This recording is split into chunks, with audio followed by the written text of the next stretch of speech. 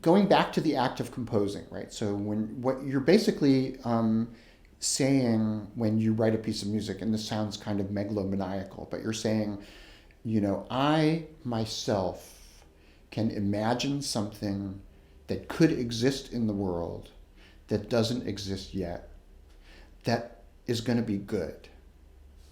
I mean, it's easy to imagine things that could exist in the world that are useless or terrible, right? But there's something really optimistic about writing a piece of music. It's like you go, I can imagine something that's not here today. Tomorrow it could be here. It would be good if it were here. That would be fantastic. If you push that thought as far as you can, well, how do you get the most out of that good thing? What do you do with that good thing? Is it good just for you? Who's it good for? How do you let those people who it might be good for know that it exists? How do you present it to them so that they receive its full goodness? So essentially, every piece of music that exists already, I'm sure this is true, but I'm only talking really for myself, but I think it's true for every piece of music, has an optimal way to be presented to an audience. Every piece of music is like the promise of a utopia.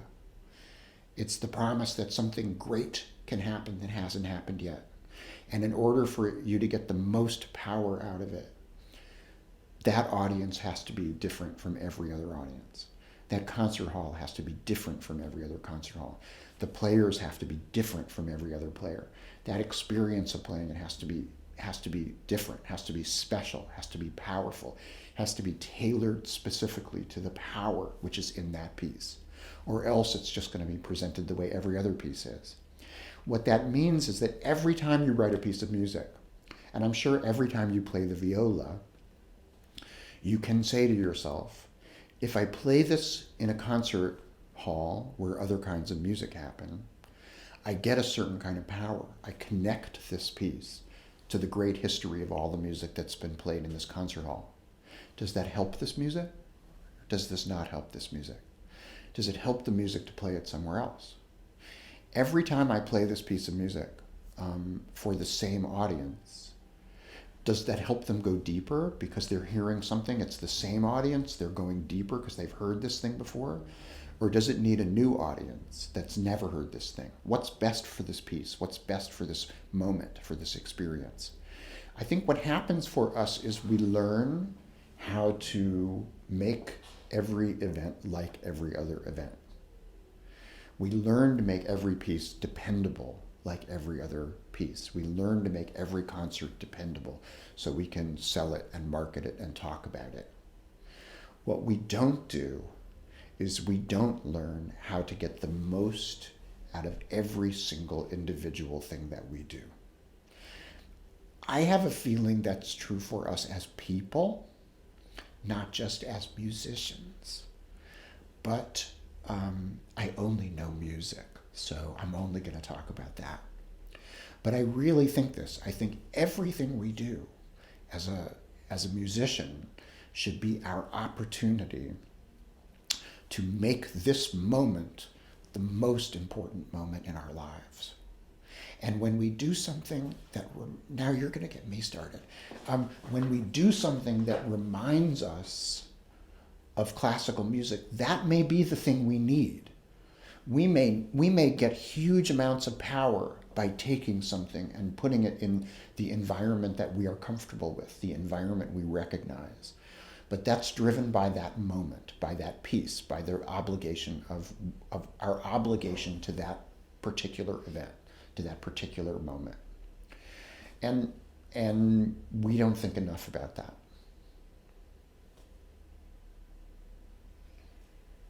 Thank you so much for your time.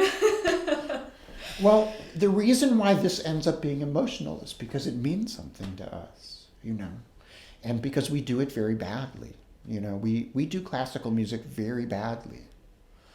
We and here we are in a great school with the best players and the best composers, and we are the cream tippy top, and we do it badly here too. No offense to us, But we have built an entire world around making this music a kind of fetish and making the presentation of this music regular. And no one wants anything in their life to be ordinary, and if we want our lives to be special, most people can't have a special life as a plumber or as a lawyer. It's difficult to have to be completely fulfilled if you are just suing people every day. Or that's not true if you're suing people for a cause or something, but I know that with most other jobs, including teaching, I might add, most jobs are a trade-off. There are things you do because you believe in them, and things you do because you are paid to do them, and there are people you have to put up with.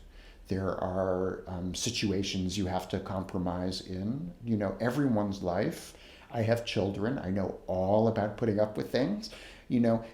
So one's entire life is full of things that we cannot believe in completely, where we compromise ourselves in order to do them. Music is the thing we can believe in 100%. It only works if we commit to it, if everything we do commits to it.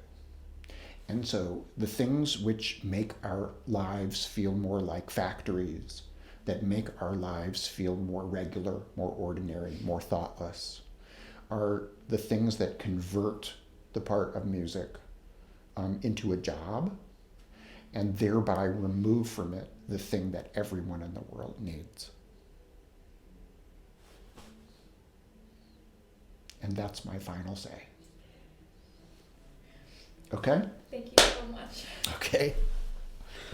Thank you for letting me pontificate. It's my favorite thing.